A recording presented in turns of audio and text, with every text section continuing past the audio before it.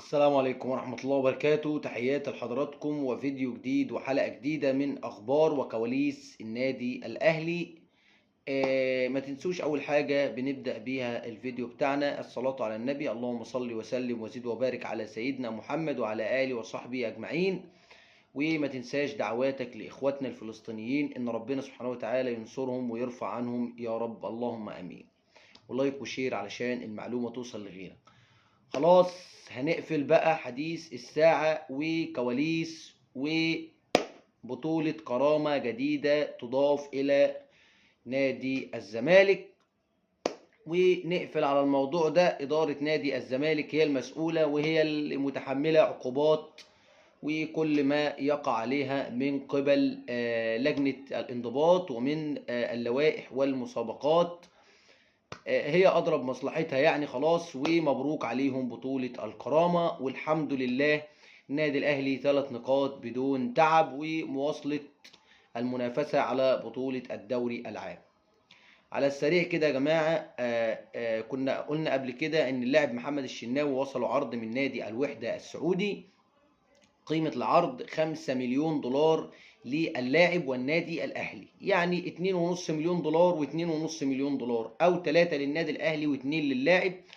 واللاعب هينتقل 3 سنين، وهيحصل على 2.5 مليون دولار سنويا، ما يعادل حوالي 125 مليون جنيه. والشناوي العرض ما يترفضش وبيفكر بنسبة كبيرة، وممكن يكون مشاركة مصطفى شوبير المباراة الأخيرة أمام الداخلية يكون الشناوي بيجهز نفسه أو بيشاور نفسه. وأنا شايف فيه موافقة مبدئية من النادي الأهلي ومن اللاعب محمد الشناوي، لأن الفرصة ما تتفوتش. اللاعب عنده 36 سنة، النهاردة بيبص لنفسه النهاردة 120 مليون ولا 125 مليون في السنة، لما 3 سنين يعمل له خميرة كويسة، فبنسبة كبيرة اللاعب طالع. اليوم برضو بيصل عرض للنادي الأهلي من قبل نادي الخلود السعودي لضم بيرسي تاو مقابل مليون دولار. نادي الخلود السعودي ده نادي لسه صاعد لدوري روشن الدرجة الأولى، لسه صاعد يعني السنة دي، وبيعمل صفقات كويسة لدرجة إن هم كانوا بيتفاوضوا مع هيكتور كوبر المدرب السابق لمنتخب مصر، كلنا عارفينه طبعا مدرب كبير. ونادي الخلود ده بيعمل صفقات كويسة، ولكن قيمة العرض اللي بعتها للنادي الأهلي، النادي الأهلي مبدئيا مش موافق عليها، ولكن بنسبة كبيرة الكلام لسه شغال.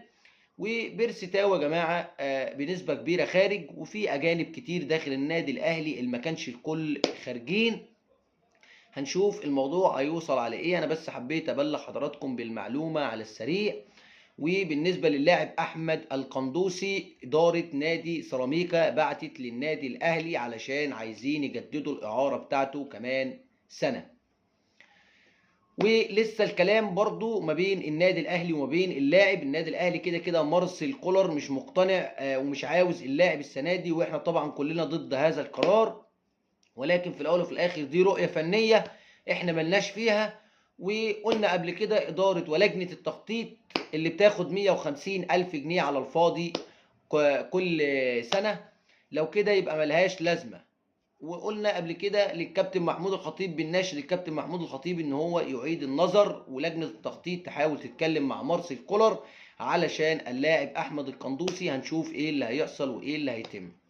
وبالنسبه للاعب كريستو بنسبه كبيره رايح زد، هو معصلك شويه ومش موافق على حته الاعاره او البيع لزد، ولكن اكيد هيكون في كلام وهنشوف ايه اللي هيكون جديد. ولكن حبيت اكد على حضراتكم بالنسبه للقندوسي ومحمد الشناوي واللاعب بيرسي تاو. والنادي الاهلي بعد الخازوق اللي اداهولنا امير توفيق بعد ما نكون مخلصين مع اللاعب زين الدين بالعيد، وامير توفيق يتلاشى ويتغاضى حته وكيل اعماله ويطلع على ابوه، اللي ابوه برضه خدعنا في حته وقال احنا مسؤول، واللاعب كان مخلص وواخد نسبه من العقد وخلاص هيجي مصر علشان يتم اجراء الكشف الطبي عليه بعد العيد. زي لو تفتكروا صفقه عبد العزيز يعقوبو السنه اللي فاتت في الانتقالات الصيفيه، لما وصل مصر هنا وتم اجراء الكشف الطبي عليه، وفي الاخر النادي الاهلي استغنى عنه ولكن خازوق كبير لبسنا فيه امير توفيق بخصوص صفقه زين الدين بالعيد. مش عايزين نقول هيثم عرابي كان حوت وكان وحش. نتمنى من اداره النادي الاهلي ان هي تتحرك بشكل اسرع وبشكل اقوى في حسم الصفقات. تحياتي لحضراتكم، استنونا ان شاء الله في فيديو جديد وحلقه جديده، وما تنساش اللايك والشير، مستنيين دعمكم باذن الله من اخبار النادي الاهلي. اهلاوي وافتخر. تحياتي لحضراتكم وكل عام وحضراتكم بخير، والسلام عليكم ورحمه الله وبركاته.